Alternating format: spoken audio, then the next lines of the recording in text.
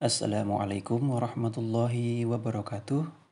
Alhamdulillah, anak-anak sekalian, kita dapat melanjutkan pembelajaran akidah akhlak kelas 9 dengan materi meneladani sahabat Umar bin Khattab radhiyallahu an. Sebenarnya pada materi kali ini ada dua sahabat atau sahabiah ya. Yang kedua Aisyah, namun kita akan bagi dua materi. Untuk kali ini kita akan fokus pada Umar bin Khattab. Kemudian pada pertemuan berikutnya kita akan membahas Aisyah radhiyallahu an. Baiklah, sebelum kita mulai pembelajaran kali ini, kita awali dengan membaca basmalah terlebih dahulu. Bismillahirrahmanirrahim. Untuk yang pertama, kita akan membahas biografi Umar bin Khattab. Umar bin Khattab memiliki nama lengkap Umar bin Khattab bin Naufail bin Abdul Uzza bin Rabah bin Abdullah bin Qurt bin Rizah bin Adi bin Ka'ab atau lebih dikenal dengan Umar bin Khattab. Kalian familiar dengan nama Umar bin Khattab. Nah, itu yang harus kalian ketahui.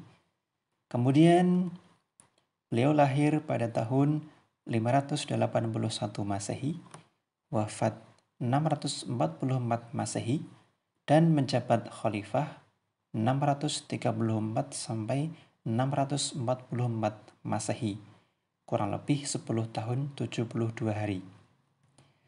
Dan beliau pada masa pemerintahan, kemajuan Islam berkembang sangat pesat yang disebut dengan Futuhat Islamiyah atau pembuka Islam, karena banyak perjuangan beliau yang membuka kemajuan Islam.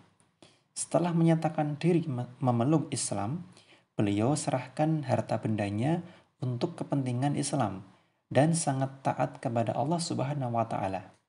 Beliau mengumumkan keislamannya sendiri di hadapan kaum Quraisy dan bertaubat atas kesalahan-kesalahan beliau di masa lalu. Perjuangan-perjuangan beliau setelah sebagai muslim adalah selalu setia mendampingi Rasulullah Shallallahu Alaihi Wasallam. Berikutnya adalah julukan-julukan yang diberikan untuk Umar bin Khattab radhiyallahu an. Julukan ini diberikan oleh Rasulullah. Yang pertama adalah Al-Faruq, artinya pembeda. Beliau berani bersikap tegas membedakan antara kebaikan dan kebatilan, atau hak dengan yang batil. Kemudian, barang siapa yang ingin menyerang Islam dan menghina Rasulullah, beliau hadapi dengan tegas. Yang kedua, Abu Faiz, artinya cerdas. Tidak hanya cerdas dalam mengatur pemerintahan, beliau juga cerdas mengatur strategi perang. Yang ketiga, Abu Hafas, atau tegas. Selain memiliki postur tubuh yang tinggi besar, Umar bin Khattab dalam gaya kepemimpinannya, beliau sangat tegas dan teguh pendirian.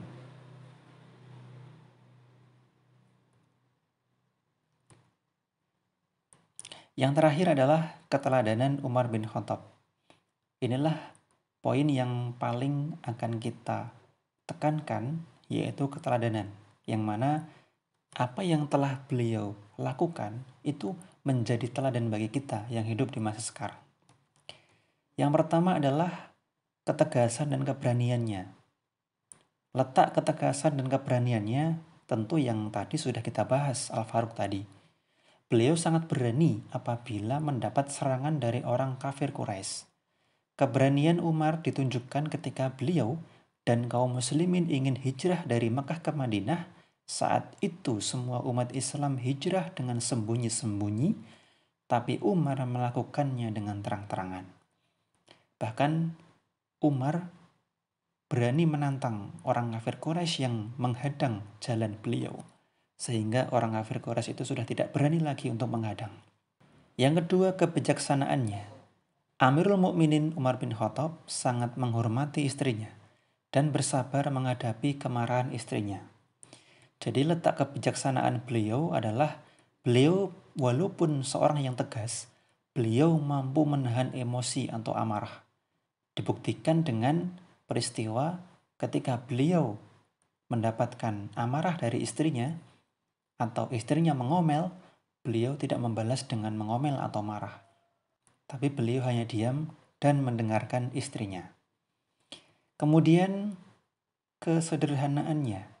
Setelah menyatakan diri masuk Islam, beliau menjalani hidup yang sederhana. Seluruh harta yang dimiliki diperuntukkan untuk kepentingan akhirat atau Islam.